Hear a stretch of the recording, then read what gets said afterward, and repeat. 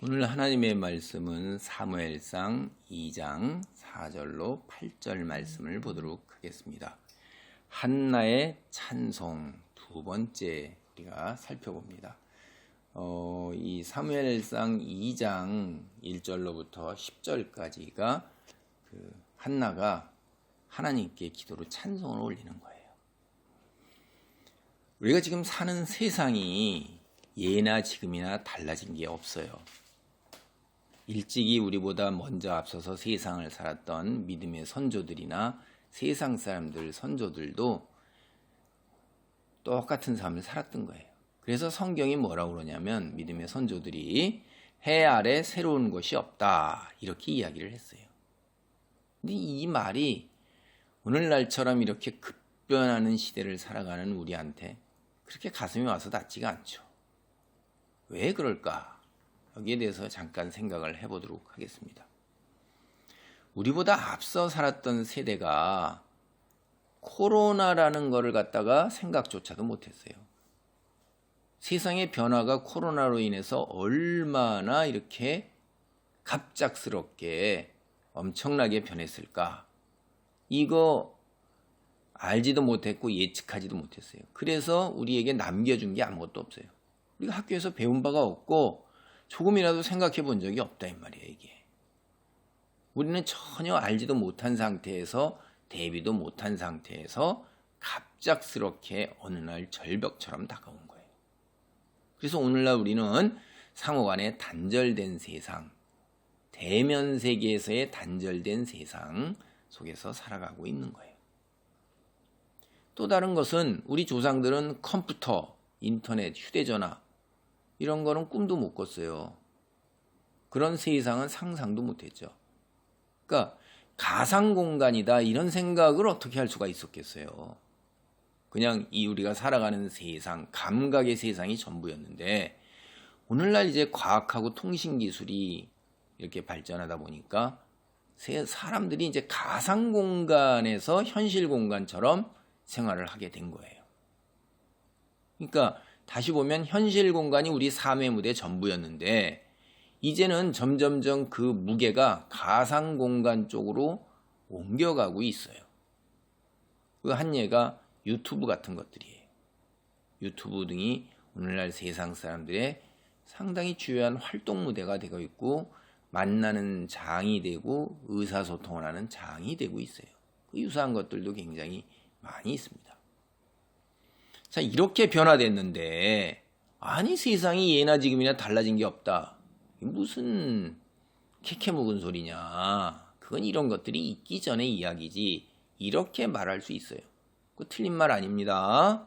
근데 성경에서 예나 지금이나 달라진 것이 없다. 이 말은 그런 면을 얘기하는 게 아니에요. 인간의 본성에 관해서 말하는 거예요. 인간의 육체적 삶의 한계, 그거를 지적하고 있는 것입니다. 사람들이 살아가는 일상생활의 모습, 지금까지 제가 말씀드린 거, 그거 시대에 따라 달라진 거예요. 변화된 거죠. 예나 지금이나 어떻게 똑같아요? 완전히 다르죠. 우리가 과학하고 문명이 발달함에 따라서 우리 삶의 양식은 굉장히 달라진 거예요. 인간이 대표적으로 달라진 게 굉장히 인간 삶에 있어서 우리에게 유익한 게 칫솔이에요. 그리고 수세식 화장실입니다. 이 두 가지만 해도 인간이 질병에서 얼마나 해방이 돼요. 그 다음에 먹을 것이 얼마나 풍족하게 됐고, 그 다음에 입고, 먹고, 자는 집, 한마디로 의식주, 이게 얼마나 변화되었어요. 경제의 변화가 엄청난 거예요. 그런데 사람의 자기중심적인 태도, 스스로 하나님의 위치에 올라서고자 하는 그런 완악한 마음은 근본적으로 달라진 게 아무것도 없어요. 근본적으로 인간은 하나님을 모르고 살아요. 자기 자신이 영적 존재라는 것을 깨닫지를 못해요. 죽고 난 이후에 또 다른 세상이 있고 하나님 앞에 서야 한다는 것을 알고 깨닫는 존재가 어디 있어요. 그래서 그 인간의 자기 중심적 태도와 스스로 하나님 위치에 올라서고자 하고 이 세상을 위에서 살아가는 인생의 목표를 거기다 설정하고 살아가는 것, 그런 것은 앞으로 전혀 달라지지 않을 거라는 거예요. 예수님께서 이 땅에 다시 오셔서 새하늘과 새 땅으로 창조해서 모든 이들이 하나님을 눈으로 보고 직접 경험할 때까지는 그런 사실을 모르는 거예요. 바로 이런 점에서 오히려 한나의 신앙이 오늘 엄청나게 돋보이는 거예요. 위대한 거예요. 고대 사회에서 불임은 엄청난 고난의 삶이에요. 고통의 삶이에요. 그런데도 불구하고 자신의 삶의 모든 것이 하나님께 달려있다고 믿었단 말이에요. 이게 대단한 신앙이에요. 하나님께 간절히 기도해서 하나님의 역사하심을 기다리면서 그 고난과 고통을 인내로서 참고 견디며 뚫고 나아갔다 이 말이에요. 이게 한나의 삶이 대단한 것이고 위대한 신앙인이라는 것입니다. 마침내 하나님께서 한나의 기도에 응답하셨어요. 그래서 사무엘을 출산하게 된 한나, 젖을 뗀 후에 그를 데리고 엘리 제사장에게 올라가 예배를 드립니다. 그리고 이제 엘리 제사장에게 이야기하는 거예요. 그게 사무엘상 1장 25절로 27절 말씀이었어요. 기억을 한번 되살려 보겠습니다. 한나가 이르되 내 주여 당신의 사심으로 맹세하나이다. 나는 여기서 내 주 당신 곁에 서서 여호와께 기도하던 여자라. 이 아이를 위하여 내가 기도하였더니 내가 구하여 기도한 바를 여호와께서 내게 허락하신지라. 그러므로 나도 그를 여호와께 드리되 그의 평생을 여호와께 드리나이다 하고 그가 거기서 여호와께 경배하니라. 이제 갓 젖을 뗀 어린 사무엘이에요. 그리고 자기가 하나님께 서원 기도한 대로 하나님께 드리고자 그 젖을 뗀 갓난 아이를 데리고 엘리 제사장에게 나아간 거예요. 여기서 우리는 또다시 한나의 믿음을 확인해 볼 수가 있어요. 사실 한번 우리가 경험적으로 생각해보고 그냥 세상 돌아가는 우리가 소위 이성적이고 합리적이라는 판단으로 생각을 해보세요. 조금 더 데리고 키우면 되잖아요. 그게 무슨 문제가 될 게 있습니까? 서원 기도를 이행 안 하는 것도 아닌데 그냥 젖을 떼자마자 데리고 가는 것보다는 그냥 조금 더 키우면 그게 서로가 좋은 거예요. 한나 입장에서도 더 애를 키워서 튼튼하게 키워주고 즐거움과 행복을 누릴 수가 있게 되고 엘리 제사장의 입장에서 보세요. 그 젖먹이 데려다 키우려고 그러면 그 일입니다. 한나에게는 그 일이 즐거움이고 행복이지만 엘리 제사장은 그거 정말 일이에요. 힘든 일이 되는 겁니다. 어린아이 하나를 맡아야 된다는 게. 그러니까 유치원이나 초등학교 입학할 때까지 한나가 데리고 키워서 그 후에 엘리 제사장에게 데려가면 서로에게 모두 좋을 거. 이렇게 우리 생각하잖아요. 그리고 사실이에요, 그게. 근데 한나는 서원 기도를 즉시 이행하는 걸로 선택을 했어요. 사실 조금 더 지나면 우리가 알죠. 이 아이를 자신의 품에서 떼어놓는다는 게 이게 굉장히 고통스러운 거예요. 힘든 겁니다. 그래서 서원 기도를 이행하지 못하게 돼요. 그 다음에 한번 보세요. 남편 엘가나에게 자신의 서원 기도가 경솔했다. 남편이 바로 잡아달라. 이렇게 이야기하면 돼요. 그러면 남편이 바로 잡으면 서원 기도가 무효가 되고 사무엘은 그냥 얻었으니까 데리고 가족으로 후계자로 키워나가면 되죠. 사람이 이렇게 하는 게 일반적이에요, 사실. 왜 그러냐면 우리가 다 알잖아요. 자신이 원하는 것을 이루고 나면 생각이 바뀌는 게 그게 사람의 일반적인 거예요. 형편에 따라서 달라요. 그때 달라요. 이렇게 오늘날 그런 말을 표현을 하잖아요. 그러니까 우리가 속된 말로 사람이 화장실 들어가기 전과 들어가고 난 후에 사람이 달라진다 이런 얘기를 하잖아요. 그게 우리 인간이에요. 그러니까 한나는 이런 함정에서 벗어나려고 그러면 즉시 서원 기도를 이행하는 거예요. 그냥 거듭 말하지만 제가 여기서 인간의 약함을 드러낼 수 있는 시험 근본적으로 한나는 차단하고자 하는 거예요. 거기서 벗어나고 그러고자 했던 그 믿음 그리고 그런 삶의 지혜 이게 돋보이는 겁니다.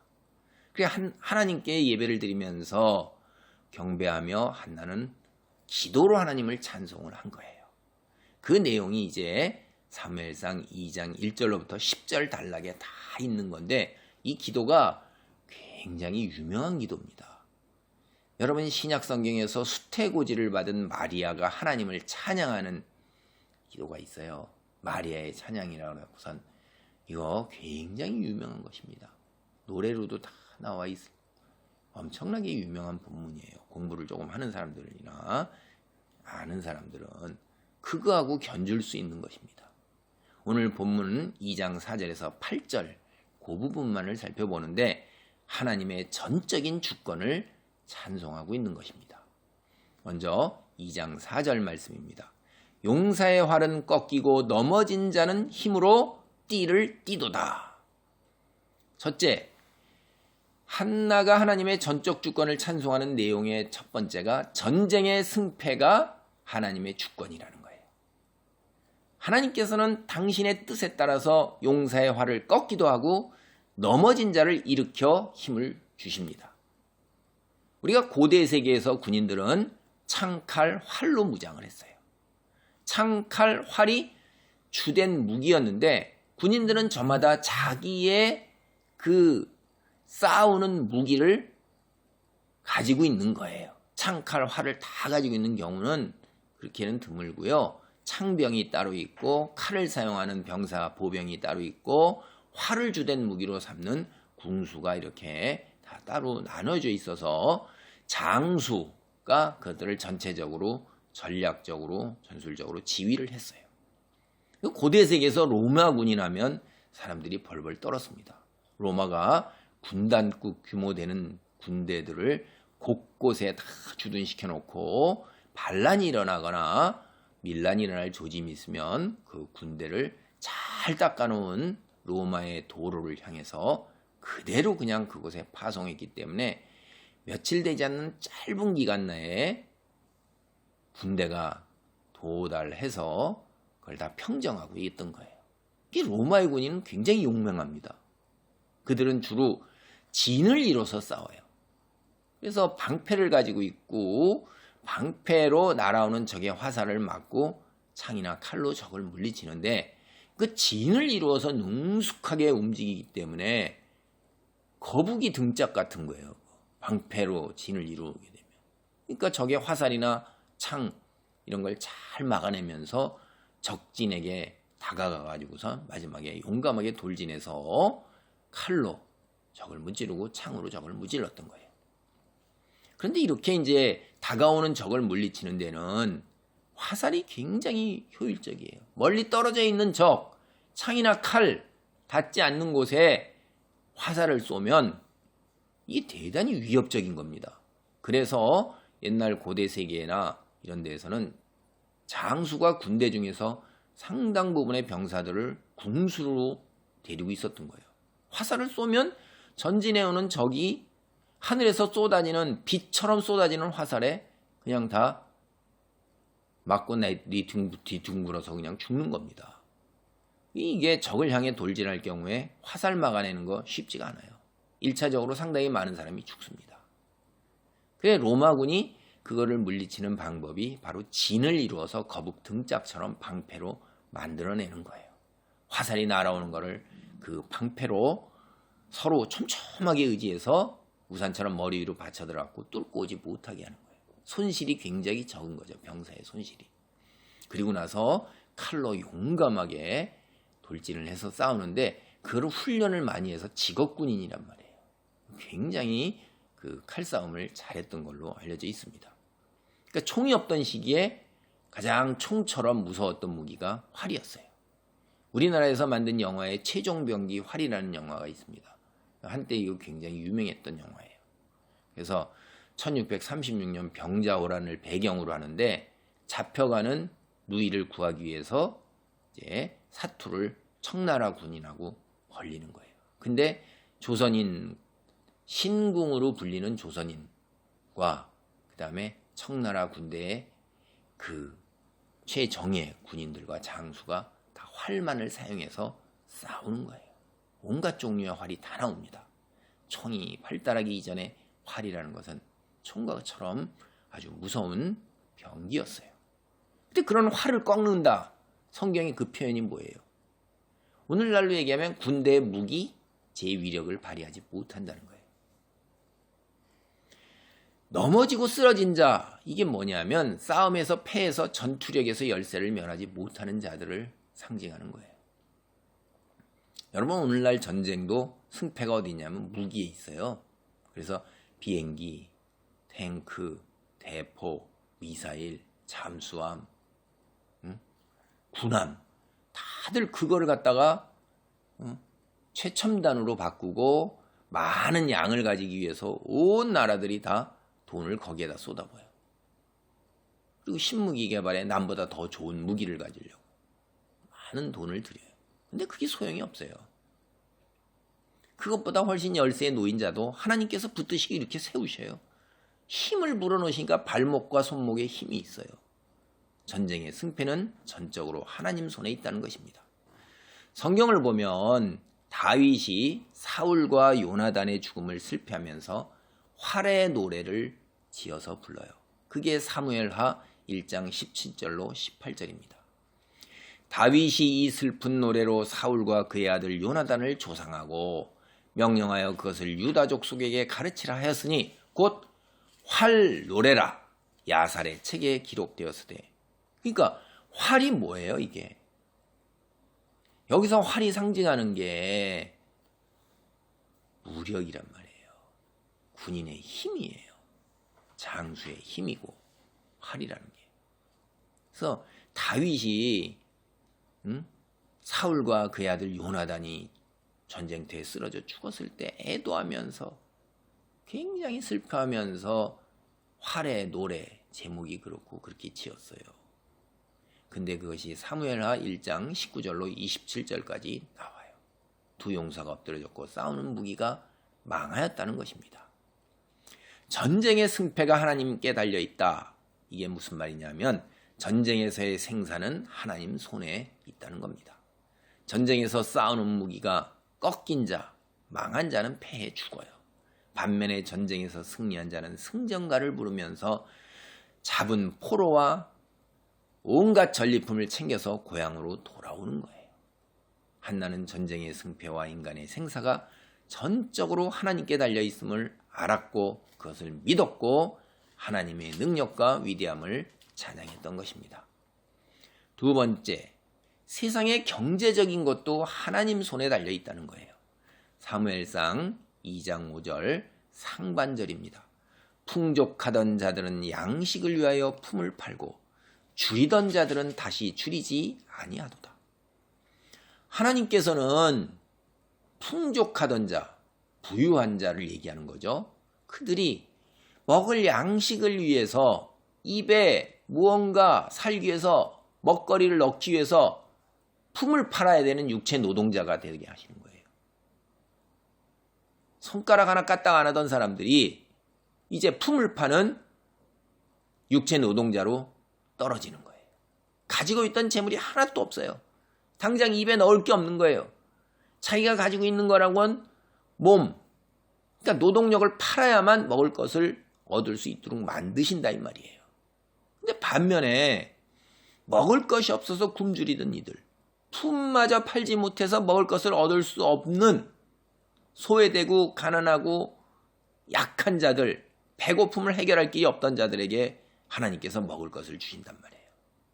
이 말은 궁핍하고 가난한 자들이 이제는 다시 먹을 것이 없어 굶주림을 겪지 않도록 일으켜 세우셔서 풍요함을 누리게 하신다는 거예요. 이 말이 우리는 엘리 제사장 집안에 닥쳐올 운명을 갖다가 예감하게 만드는 말이에요. 엘리 대제사장 하나님께서 주신 직분으로 엄청나게 풍요함을 누린 거예요. 살찌고 비둔함은 그가 굶주리지 않았다는 것을 말해주는 것입니다.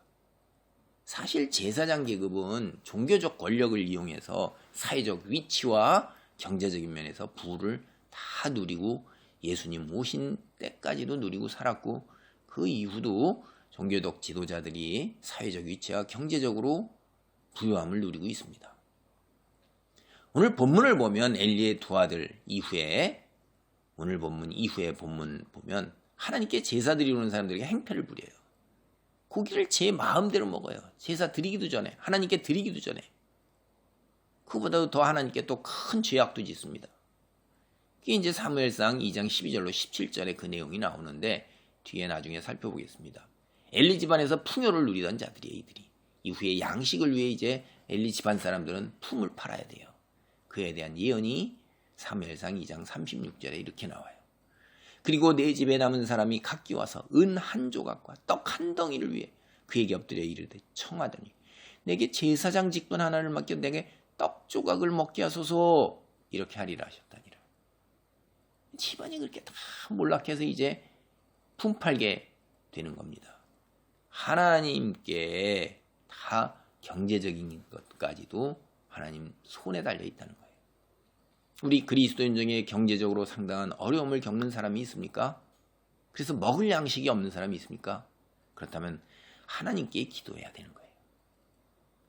예수님께서 하늘에 계신 아버지께 뭐라고 그러셨냐면 하늘에 참새도 기르고 들에 풀도 꽃으로 영화롭게 옷을 입히는데 하물며 하나님의 자녀된 너희야말로 하나님께서 입히시고 먹이시고 채우시지 않겠느냐 이렇게 우리를 일깨워 주셨어요.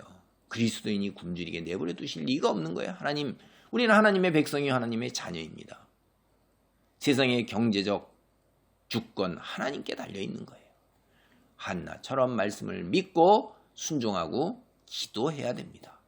그 속에서 한나처럼 하나님의 기도 응답을 체험하면서 더 성숙한 믿음의 자리로 나아가야 되는 거예요. 세 번째, 하나님께서는 인간의 사회적 위치까지도 좌우하셔요. 그게 사무엘상 2장 5절 하반절입니다. 전에 임신하지 못하던 자는 7을 낳았고 많은 자녀를 둔 자는 쇠약하도다. 우리가 이전에도 살펴봤지만 고대사에서 잉태하지 못한 여인, 수치, 모멸, 조롱 속에서 사회적 위치까지도 박탈당하면서 나락으로 떨어지는 거예요. 우리 조선시대만 하더라도 그랬어요. 가계의 혈통을 이어갈 후손을 출산하지 못하면 칠거지약, 아내를 쫓아내는 7가지 악 중에 하나라고 그래갖고 아내를 내쫓는 거예요. 근거가 되는 거예요, 이게. 잉태하지 못한다 그래갖고 정실부인 자리를 박탈당한다. 이게 사회에서 매장되는 겁니다, 그냥. 경제적으로 홀로 독립해서 살 수 없는 시절입니다. 아내의 자리를 박탈당해서 뒷방으로 밀려나는 거, 사회적 위치가 나락으로 떨어지는 거예요. 경제적으로도 매우 큰 어려움을 겪는 건 말할 것도 없고요. 우리 사람은 사회적 동물입니다. 무리를 지어서 공동체의 생활을 해요. 그래서 부득이하게 사회적 위치가 구별될 수밖에 없어요. 기능적으로도 구별되고 때로는 능력이나 필요에 따라서 사회적 위치가 나눠집니다. 그러니까 사람들은 당연히 서로 좋은 사회적 위치를 차지하고자 하는 마음이 욕심이 있는 것이고 거기에 따라서 경쟁하기 마련이에요. 그래 오늘날과 같은 현대사회 이전에 산업혁명 이전의 사회는 귀속적 지위예요. 태어나고 보니까 사회적 위치가 출생신분이 정해져 있는 겁니다. 그런데 이제 산업혁명 이후에 우리가 능력에 따라서 많은 경우 일반적으로 사회적 위치를 나누어 갔습니다. 이런 능력에 따른 사회적 위치의 배분, 이게 후천적 지위 배분이에요. 이게 교육에 따라서 이루어지는 게 대부분 일반적입니다. 근데 우리가 살아보면 노력을 해도 수고한 대로 거두는 거 쉽지 않다는 걸 알아요. 그래서 거기에는 학문적으로도 운이 따라야 된다라는 얘기를 해요. 부모의 사회경제적 지위와 재능과 본인의 노력과 피땀 있죠. 그 다음에 마지막 운이 하나 더 겹쳐져야지 수고한 대로 거둘 수 있다라고 인간도 가르치고 있습니다. 여기에 하나님의 손길이 머무는 거예요. 하나님께서 높일 자를 높이고 낮출 자를 낮은 자리로 끌어내리시는 거예요. 수고한 대로 자기가 반드시 다 거두어 간다. 그게 결코 아니라는 것을 한나는 깨닫고 믿었던 것입니다. 사무엘상 2장 7절로 8절 상반절을 봅니다. 여호와는 가난하게도 하시고 부하게도 하시며 낮추기도 하시고 높이기도 하시는도다. 가난한 자를 진토에서 일으키시며 빈궁한 자를 거름더미에서 올리사 귀족들과 함께 앉게 하시며 영광의 자리를 차지하게 하시는도다. 2장 7절하고 8절에서 우리는 하나님께서 사람의 경제적인 것뿐만 아니라 사람의 사회적 위치까지 좌우하시는 것을 다시 한번 한나는 찬양을 하고 있어요. 가난하게도 하시고 부자가 되게 하시기도 하고 인간의 귀하고 비천함을 결정하신다 이 말이에요. 근데 이 오늘 본문에 제가 읽어드린 거에서 가난한 자, 빈궁한 자 이건 경제적인 것보다 신분을 나타내는 말이에요. 구약 성경을 보면 이러한 낱말이 여러 군데 계속해서 반복해 나오는데 사회적으로 가장 보잘것없는 사람을 가리키는 거예요. 신약 성경에서 어린 자, 약한 자 그렇게 표현하는 것들이 바로 이런 사람들입니다. 여호와 하나님께서는 이렇게 보잘것없는 자들을 일으켜 진토에서 일으켜 세우세요. 그리고 거름더미에서 들어 올리세요. 그리고 귀족들과 함께 앉게 하신다 이 말이에요. 거름더미는 온갖 쓰레기하고 변을 모아두는 거예요. 제가 또 예전에 시골 가보면 온갖 음식물 쓰레기 이런 거 가축의 변과 함께 모아두는 곳 그런 거름더미가 있었어요. 이 고대 근동사에도 똑같습니다. 마을 공동체 밖에 온갖 쓰레기와 오물을 버리는 지정된 곳을 만들어놨어요. 다 더럽힐 수는 없으니까 이 삶 속에서 정해진 땅 속에서 그래 거지들이 거기 사는 거예요. 왜냐하면 온갖 오물과 온갖 생활 쓰레기 다 나오니까 혹시나 건질 게 있나 그리고 지나가는 사람에게 구걸하는 자리가 거기가 거지들 사는 자리예요. 근데 그 거지들이 뭐예요? 보잘것없는 자예요. 가난한 자, 빈궁한 자, 소외된 자들이란 말이에요. 그런 자라 할지라도 거름더미에 있는 자라 할지라도 그 인간 대접을 받았겠습니까? 그런 자라 할지라도 하나님 손에 붙들리면 귀족의 반열에 올라간다 이 말이에요. 가장 존귀한 자가 되는 거예요. 사실 이 이야기는 금방 나와요. 사무엘서에서 나오는데 우리가 다윗이 어떤 사람이에요? 보잘것없는 시골의 목동이에요. 그것도 형제간의 서열이 낮은 거예요. 보잘것없는 자입니다. 그런데 사울은 임금이에요. 초대 임금입니다. 다윗과 사울의 관계가 여기에 가장 잘 어울리는 것입니다. 가장 보잘것없고 낮고 천한 자리에서 가장 영화로운 그리고 가장 능력 있고 모든 사람들이 칭송하는 그런 왕의 자리에 올려놓은 거예요. 귀한 자리에 올려놓으신 그게 하나님의 절대적 주권이에요. 세상의 모든 걸 완전하게 다 뒤집을 수 있는 분 그분이 하나님이시라 이 말이에요. 마지막으로 하나님 주권은 생사를 좌우하세요. 그게 사무엘상 2장 6절이에요. 여호와는 죽이기도 하시고 살리시기도 하고 수월에 내리게도 하시고 거기에서 올리기도 하시도다. 다시 한번 제가 읽습니다. 여호와는 죽이기도 하시고 살리기도 하시며 생사 여타를 하나님께서 갖고 계세요. 수월에 내리게도 하시고 거기에서 올리기도 하시는도다. 죽이거나 살리거나를 하나님 의지대로 하시는데 여기에 나오는 스월이라는 거는 우리가 흔히 이제 지옥이라고 알고 있잖아요. 그리고 지옥으로 번역을 하는데 이게 구약시대 사람들은 죽으면 그곳에 간다고 생각을 했어요. 영원히 가서 머무는 곳이 스월이라고 생각했는 건데 근데 그걸 가고 싶어 하질 않았어요. 사람이 죽고 싶어 하는 사람이 누가 있겠어요. 일반적으로 다 곧바로 죽어서 수월에 내려가는 걸 원하지 않죠. 근데 하나님께서는 당신의 의지대로 권한을 갖고 있고 절대권을 갖고 있어서 너는 가야 한다 하면 가고 싶지 않아도 가야만 됐고 또 이미 죽은 자까지도 하나님께서 어떻게 해요? 끌어올리실 수 있다는 거예요. 아골골짜기 죽은 자들 뼈만 있는 자들에게 하나님께서 다 뭘로 하세요? 힘줄이 돋게 하시고 생명이 돋아나게 하시는 이야기도 나오잖아요. 여러분들 이 말을 잘 이해하셔야 돼요.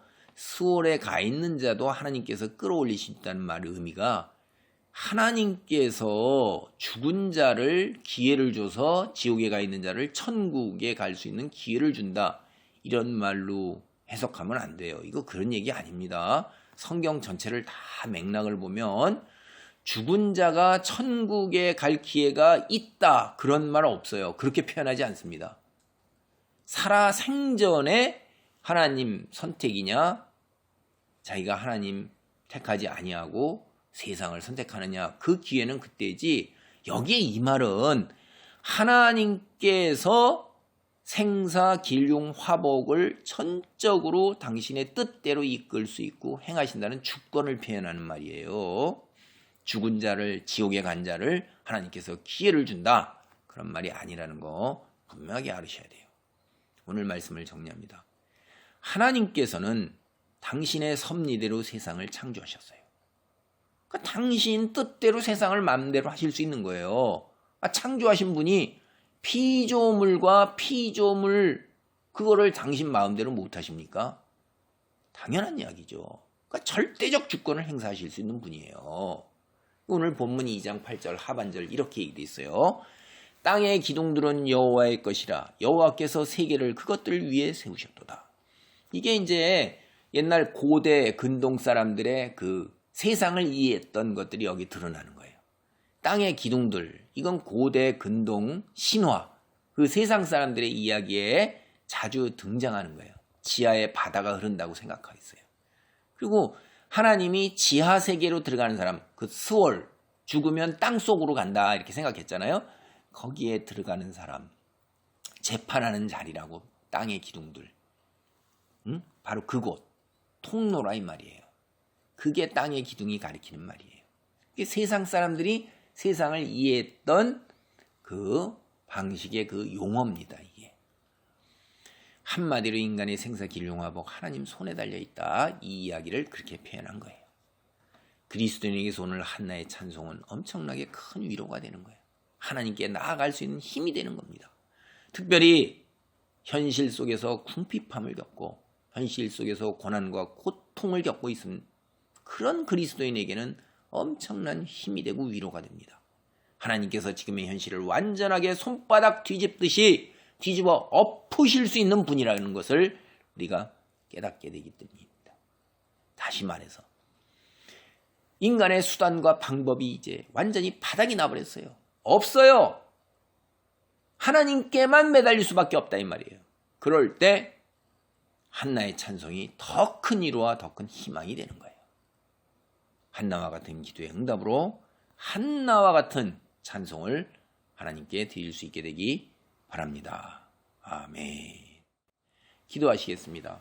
하나님 감사합니다. 인간의 생사 길흉 화복 뿐만 아니라 아버지 하나님이여, 사람을 귀하게도 천하게도 만드시는 분이 하나님이신 것을, 창조주 하나님이신 것을 다시 한번 깨닫고 아버지 한나의 찬송을 통하여 우리가 하나님께 나아갈 자리, 기도의 자리가 어떠한 것인가를 다시금 되살펴보게 됩니다. 한나와 같이 믿고 의지하고 순종하며 하나님께 찬양을 드리고, 또한 아버지 하나님이여 한나의 기도처럼 응답받을 수 있는 이런 귀한 은혜의 자리에 있기를 간절히 소원하오니 주여 은혜를 베푸시고 축복하여 주시옵소서. 예수님의 이름으로 기도하옵나이다. 아멘.